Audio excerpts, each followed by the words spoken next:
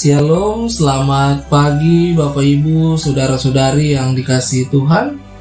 Hari ini Sabtu 29 Oktober 2022. Saya bersama istri Ibu Vera mengajak kita semua untuk mengikuti renungan harian yang dikeluarkan oleh Sinode Gereja Kristen Oikumene di Indonesia GKO dengan berpedoman pada pola pembacaan Alkitab 4M, menerima, merenungkan, melakukan, dan membagikan firman Tuhan dari Yoel 2 ayat 32 dengan tema Keselamatan milik Allah. Mari kita berdoa. Kami bersyukur kepadamu ya Tuhan, yang sudah memelihara hidup kami di sepanjang malam dan kembali menganugerahkan hari baru bagi kami. Mengawali hari ini, kami mau mendengarkan firman Tuhan yang kami percaya akan menjadi pedoman dalam hidup kami di sepanjang hari ini. Maka tuntunlah kami dengan kuasa Roh Kudus agar kami dapat mengerti dan memahami apa kehendak Tuhan bagi kami. Berfirmanlah kepada kami ya Tuhan, kami sedia mendengarkan sabda-Mu. Amin.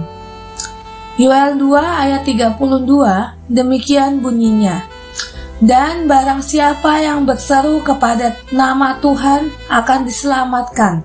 Sebab di Gunung Sion dan di Yerusalem akan ada keselamatan seperti yang telah difirmankan Tuhan, dan setiap orang yang dipanggil Tuhan akan termasuk orang-orang yang terlepas. Melalui ayat firman Tuhan tersebut, kita dapat menggali beberapa pertanyaan. Pertama, siapakah mereka yang akan diselamatkan oleh Tuhan? Mereka yang akan diselamatkan oleh Tuhan adalah mereka yang bertobat, percaya, dan berseru kepadanya. Lalu, apakah perbuatan baik kita dapat menyelamatkan hidup ini? Sesungguhnya perbuatan baik kita takkan pernah bisa menyelamatkan hidup ini. Keselamatan adalah anugerah Allah. Keselamatan adalah milik Allah. Karena itu, perbuatan baik kita hanyalah ungkapan syukur atas karya Allah yang telah menyelamatkan dan menolong hidup kita. Saudara yang dikasihi Tuhan, ketika Yoel memulai pelayanannya, rupanya Israel sedang diserang oleh hama belalang yang sangat hebat. Kita memang tidak tahu persis apa yang terjadi pada waktu itu. Tetapi di tahun 1915, Palestina dan Suriah pernah diserang oleh hama belalang yang serupa. Majalah Nasional Geografik menceritakan apa yang terjadi saat belalang menyerang. Dikatakan bahwa pertama-tama keadaan tiba-tiba menjadi gelap gulita. Langit dan matahari tertutup oleh banyaknya belalang yang datang.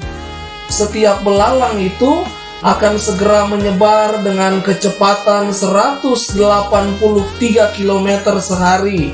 Mereka menghancurkan serta menghabiskan apa saja yang mereka lewati, dan tidak menyisakan satupun tanaman di dataran Palestina. Saudara yang dikasihi Tuhan, mungkin pada zaman Yoel, serangan hama belalang jauh lebih hebat daripada peristiwa tahun 1915 itu.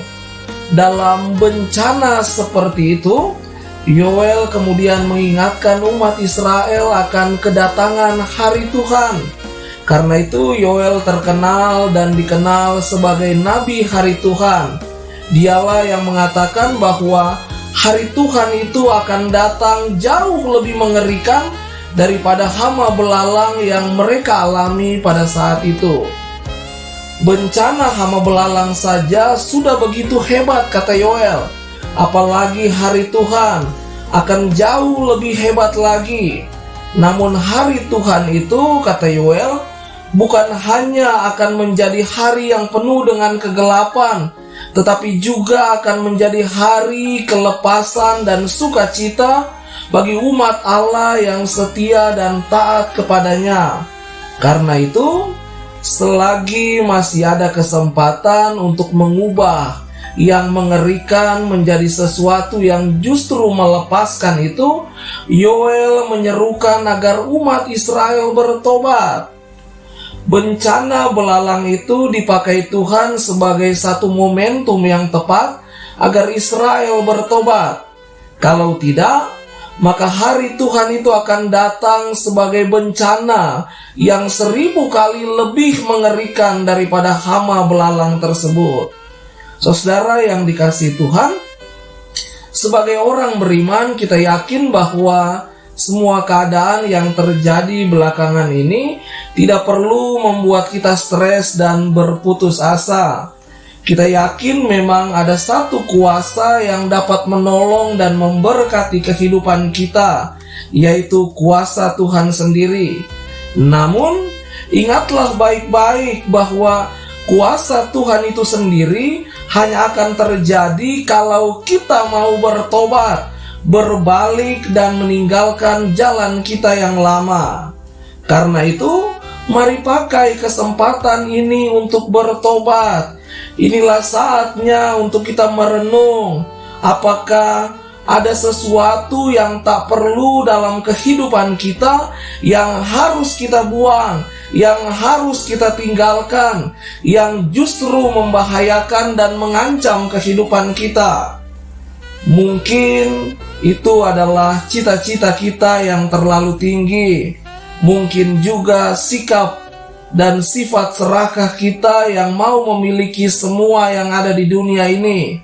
Mungkin juga tindakan-tindakan tercela yang menjadi batu sandungan bagi banyak orang. Bertobatlah, tinggalkan dan lepaskan semuanya itu sebelum segala sesuatunya terlambat dan menghancurkan kehidupan Anda. Masih ada kesempatan, saudara-saudaraku. Namun, itu hanya akan terjadi jika kita mau memakainya. Tetapi kalau kita tidak mau memakai kesempatan untuk bertobat, maka ini sungguh celaka. Ayat 11 mengatakan, betapa hebat dan sangat dahsyat hari Tuhan. Siapakah yang dapat menahannya? Bapak Ibu saudara-saudara yang dikasihi oleh Tuhan kita Yesus Kristus, keluarga kita, gereja kita, masyarakat di sekitar kita membutuhkan pribadi-pribadi yang bertobat, yang berubah menjadi lebih baik. Syaratnya satu, bukalah hati, terimalah Kristus, dan biarlah Dia yang memperbaharui hidup kita dan memerintah dalam hidup ini. Sekali lagi, hanya Allah yang mampu menyelamatkan hidup kita dari murka-Nya. Hanya dengan percaya kepada Yesus Kristus sebagai Tuhan dan satu-satunya jalan keselamatan, maka kita akan diselamatkan. Jadi, janganlah ragu-ragu lagi. Percayalah kepada Allah Sang Pemilik keselamatan demi keselamatan jiwa kita. Amin. Mari kita berdoa. Tuhan Yesus, terima kasih untuk kebenaran sabda-Mu di pagi ini.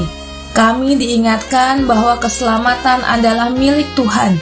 Karena itu penting bagi kami semua untuk bertobat, kembali dan berbalik kepada Allah, serta meninggalkan kehidupan lama yang penuh dengan kegelapan. Tanpa pertobatan kami tidak mungkin diselamatkan. Dalam nama Tuhan Yesus, Sang Raja Kehidupan, kami menyerahkan seluruh kehidupan kami di sepanjang hari ini. Amin. Selamat pagi, selamat menikmati waktu yang indah bersama keluarga terkasih. Tuhan Yesus memberkati kita semua.